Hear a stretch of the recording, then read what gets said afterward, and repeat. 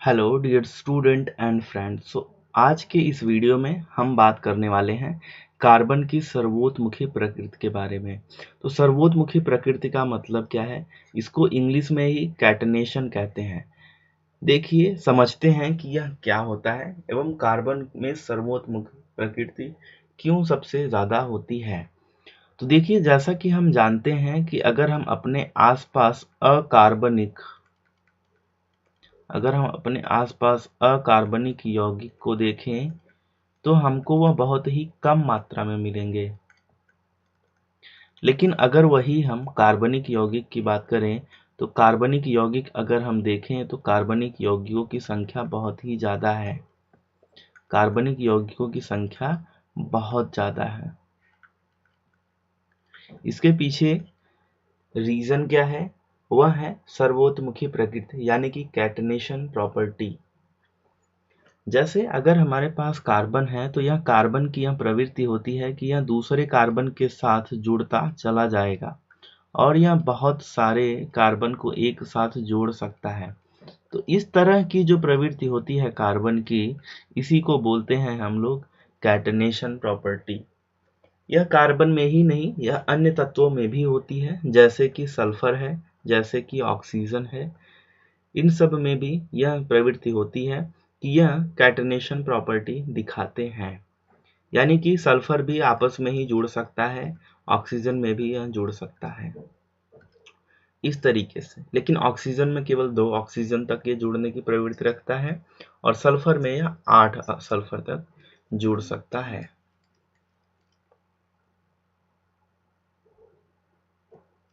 इस तरीके से तो यह सल्फर भी एक कैटनेशन प्रॉपर्टी दिखाता है। तो यह कोई भी परमाणु, कोई भी तत्व अगर वह खुद से ही जुड़ते चला जाए एवं लंबे लंबे श्रृंखलाएं बनाए तो इसी प्रॉपर्टी को हम लोग कैटनेशन प्रॉपर्टी कहते हैं, यानी कि इसी को सर्वोतमुखी प्रकृति कहते हैं। कार्बन का यह एक बहुत ही महत्वपूर्ण प्रॉपर्टी है, गुण है, जिसकी वजह से कार्बन यौगिकों की संख्या बहुत ही ज़्यादा होती है। अगर हम बात करें तो कार्बन से कार्बन तो जुड़ ही सकता है, लेकिन इसके अलावा जो अदर जो आबंध उपस्थित हैं, इनमें ऑक्सीजन, सल्फर का, हाइड्रोजन, नाइट्रोजन इत्यादि, क्लोरीन, ब्रोमीन इत्यादि, ऑक्सीजन, इसमें इत्यादि अदर तत्व भी उपस्थित हो सकते हैं, जिसकी वजह से कार्बनिक यौगिकों की संख्या बहुत ही ज़्यादा हो जाती है। मुझे उम्मीद है यहाँ तक समझ में आया होगा आपको। तो सर्वोतमुखी प्रकृति किसे कहते हैं? सर्वोतमुखी प्रकृति में कोई भी तत्व जब खुद स्वयं से ही जुड़कर वह लंबी लंबी श्रृंखलाएं बनाए तो उसी को हम लोग सर्वोतमुखी प्रकृति कहते हैं। तो यह कार्बन की सर्वोतमुखी प्रकृति होती है। इसके बाद अगर हम बात करें तो आइए अब समझते हैं थोड़ा हम सूत्र वगैरह के बारे में। जैसे कि अगर हम बात करें तो जैसे हमारे पास CH4 है। अगर ये CH4 अगर आप देखें तो कार्बन की संयोजकता होती है 4। कुछ बेसिक चीज़ें हम डिस्कस कर लेते हैं ताकि आपको एकदम अच्छे से क्लियर हो जाए। तो पहली चीज़, कार्बन की संयोजकता हमेशा होती है 4। यह 4 से ज़्यादा भी नहीं होगी कभी और कभी कम भी नहीं होगी। इस बात का ध्यान रखना आप हमेशा कि कार्बन की संयोजकता हमेशा 4 ही रहेगी। तो चाहे कोई भी परिस्थिति हो, लेकिन कार्बन की संयोजकता 4 रहेगी। तो कार्बन की संयोजकता अगर हमको पूरी करनी है तो हम एक काम कर सकते हैं कि चारों हम लोग एक ऐसे सिंगल आबंध, जैसे कि यह एक अलग अलग लाइन दिख रही है, इसको सिंगल बॉन्ड बोलते हैं या फिर सिंगल आबंध आप हिंदी में कह सकते हैं। यहाँ पे हम लोग हाइड्रोजन लगा सकते हैं क्योंकि हाइड्रोजन की संयोजकता भी एक होती है। अगर ऑक्सीजन की संयोजकता की बात करें तो यहाँ होती है 2, नाइट्रोजन की संयोजकता की बात करें तो यहाँ होती है 3, है ना। तो अगर हमारे पास कार्बन में अगर ऑक्सीजन भी लगाना हो तो हम लोग इसको डबल बॉन्ड से दिखाएंगे, यानी कि यहाँ पे 2 आबंध उपस्थित होंगे। तो यहाँ पे इस तरीके से देखिए आप, कार्बन की संयोजकता इस अवस्था में भी 4 ही है। अगर हम ट्रिपल की बात करें, ट्रिपल बॉन्ड, इस अवस्था में भी कार्बन की संयोजकता 4 ही है।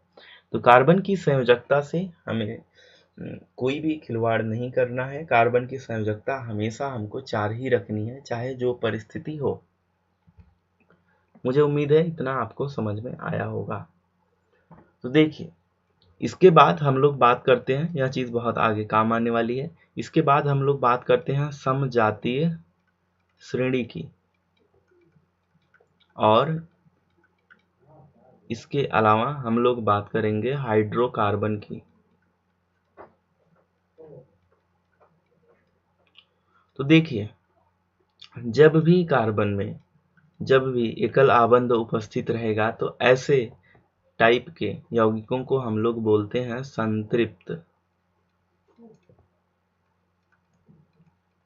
संतृप्त हाइड्रोकार्बन। हाइड्रोकार्बन का मतलब क्या है? हाइड्रो का मतलब हाइड्रोजन, कार्बन का मतलब कार्बन। तो हाइड्रोकार्बन का मतलब ये है कि यह केवल कार्बन प्लस हाइड्रोजन से मिलके बना होगा। तो इस चीज का आप ध्यान रखना कि यह संतृप्त हाइड्रोकार्बन में क्या है कि हमारे पास जो भी संतृप्त में जो भी बंध रहेंगे वह सब एकल बंध रहेंगे। लेकिन यह भी स्थिति हो सकती है कि यहाँ पे कार्बन और कार्बन के बीच में हमारे पास 2 बंध उपस्थित हो सकते हैं। तो इस केस में इसको बोलते हैं असंतृप्त हाइड्रोकार्बन, जिसे इंग्लिश में अनसैचुरेटेड हाइड्रोकार्बन भी कहा जाता है, और संतृप्त हाइड्रोकार्बन को सैचुरेटेड हाइड्रोकार्बन भी कहते हैं। और एक स्थिति और हो सकती है जहां पे कार्बन और कार्बन के बीच में 3 बंध उपस्थित हो सकते हैं। तो यह होगा ट्रिपल बॉन्ड, इसको बोलते हैं, इसको डबल बॉन्ड, इसको सिंगल बॉन्ड। तो जब 3 रहेगा उस अवस्था में भी यह भी असंतृप्त हाइड्रोकार्बन है। मुझे उम्मीद है कि यहाँ तक आपको समझा होगा। इसके बाद हम लोग बात करते हैं समजातीय श्रेणी की, कि समजातीय श्रेणी में क्या होता है। अभी हम लोग आगे बहुत सारी चीज़ें डिस्कस करेंगे, तो अगर नहीं समझ में आ रहा है तो घबराने की ज़रूरत नहीं है। आप वीडियो को 2-3 बार देखिए, और इसके अलावा आप पूरा लेक्चर सीरीज देखिए ताकि कोई भी चीज़ आपकी मिस ना हो।